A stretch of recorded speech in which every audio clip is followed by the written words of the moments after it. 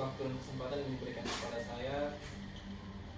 Saya yang bernama Danang Cahyo Putro, semester 8 Prodi Teknologi Industri Hortikultura, angkatan tahun 2016, ingin mempresentasikan proposal penelitian terapan saya berjudul pertumbuhan bibit stek buah naga pada berbagai ukuran panjang sulur dan konsentrasi hormon atonik, yang dibimbing oleh Bapak Dr. Insinyur Zainal Arifin dan Ibu Yosefina Lewar. Baik, langsung saja saya bacakan presentasinya. Yang pertama, latar belakang buah naga. Tanaman buah naga atau Hylocereus sopostasilensis adalah bagian dari tanaman hortikultura yang termasuk dalam keluarga kaktus. Tanaman buah naga berasal dari Amerika Tengah. Menurut sejarah penyebarannya, tanaman kaktus pemanjat penghasil buah naga dikemukakan pertama kali di tempat tumbuhnya yang asli, di lingkungan hutan belantara. Tempat asalnya adalah Meksiko, Amerika Tengah, dan Amerika Selatan bagian utara.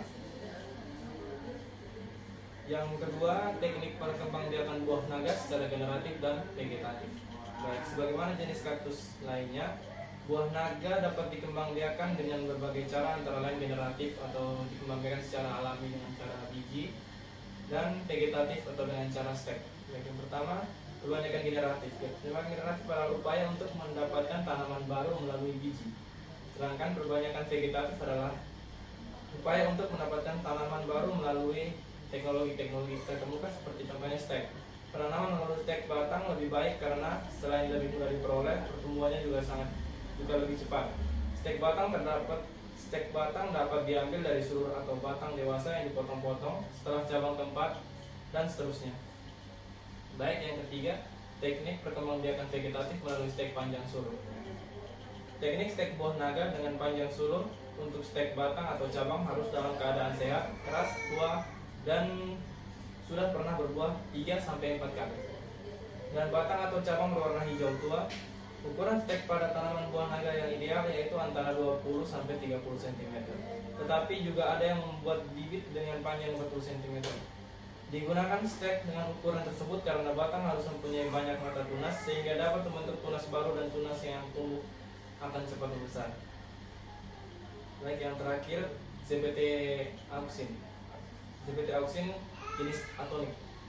Hormon yang bisa digunakan dalam pertumbuhan stek ialah auxin. Salah satu golongan auxin adalah atonik.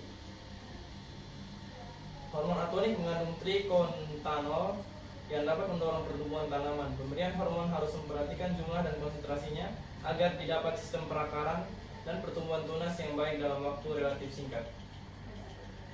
Baik, slide kedua, rumusan masalah. Apakah perbedaan stek panjang sulur buah naga dapat mempengaruhi pertumbuhan bibit stek buah naga? Yang kedua, apakah perbedaan konsentrasi hormon atonik mempengaruhi pertumbuhan bibit stek buah naga? Yang ketiga, apakah terjadi interaksi antara panjang sulur stek buah naga dan konsentrasi hormon atonik terhadap pertumbuhan bibit stek buah naga? Berikutnya tujuan penelitian. Yang pertama, untuk mengkaji perbedaan stek panjang sulur buah naga dapat mempengaruhi pertumbuhan bibit stek buah naga. Yang kedua, untuk mengkaji perbedaan konsentrasi hormon atonik dapat mempengaruhi pertumbuhan bibit stek buah naga. Yang ketiga, untuk mengkaji terjadinya interaksi antara perlakuan panjang sulur stek buah naga dan konsentrasi hormon atonik terhadap pertumbuhan bibit stek buah naga. Yang berikutnya, manfaat penelitian, yaitu yang pertama, untuk memberikan pengetahuan mengenai perbedaan stek panjang sulur buah naga dapat mempengaruhi pertumbuhan bibit stek buah naga. Yang kedua, untuk memberi pengetahuan mengenai perbedaan konsentrasi hormon atonik dapat mempengaruhi pertumbuhan stek buah naga. Yang ketiga, untuk memberi pengetahuan mengenai adanya interaksi antara perlakuan panjang sulur stek buah naga dan konsentrasi hormon atonik terhadap pertumbuhan di stek buah naga. Dan yang terakhir, hipotesis. Hipotesis yang pertama, terdapat perbedaan nyata pada perbedaan panjang sulur buah naga yang dapat mempengaruhi pertumbuhan di stek buah naga. Yang kedua, terdapat perbedaan nyata pada perbedaan konsentrasi hormon atonik yang dapat mempengaruhi pertumbuhan di stek buah naga. Dan yang terakhir, terdapat interaksi antara panjang sulur stek buah naga dan konsentrasi hormon atonik terhadap pertumbuhan di stek buah naga. Slide ketiga, metodologi penelitian. Lokasi dan waktu penelitian ini akan dilaksanakan pada bulan Juni sampai Agustus di tahun 2020. Lokasi penelitian di lahan petani di Desa Lumata, Kecamatan Taibenu, Kabupaten Kupang, Provinsi NTT, yang letaknya di tempat Bapak Dr. Zainal Arifin. Berikutnya alat dan bahan yang akan digunakan dalam penelitian ini adalah pisau tanaman, cangkul, polybag, timbangan analitik, ember oven, hand kalkulator, papan nama, dan kamera. Alat yang akan digunakan tanaman buah naga, hormon auksin atonik, pupuk kandang sapi, air, dan tanah topsoil.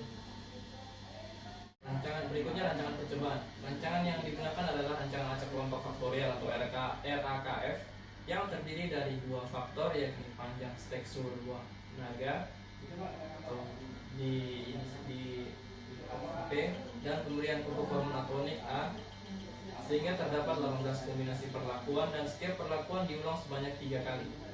Setiap perlakuan terdiri dari 4 polybag sehingga terdapat 216 polybag percobaan. Baik, ini uraian dari faktor pertama P, yakni panjang sulur. Yang pertama, P1 sama dengan 25 cm panjang sulur, P2 30 cm panjang sulur, P3 35 cm panjang sulur, P4 40 cm panjang sulur, P5 45 cm panjang sulur, P6 50 cm panjang sulur. Dan faktor kedua adalah konsentrasi atonik, yakni A1 0 ml per liter atau kontrol, A2 1 ml per liter, A3 2 ml per liter. Tahapan penelitian meliputi 1. Persiapan lahan, 2. Persiapan media tanaman, 3. Penyuntikan tanaman buah naga, 4. Pembuatan larutan atonik, 5. Aplikasi atonik, 6. Penanaman stek buah naga, 7. Pemeliharaan. Berikut variabel pengamatan yang diamati, yakni jumlah tunas, kedua panjang tunas, yang ketiga panjang akar, yang keempat jumlah akar, 5 berat segar akar, dan yang keenam bobot kering akar. Baik, sekian dari presentasi saya. Atas partisipasinya pembimbing dan penelah saya ucapkan banyak terima kasih.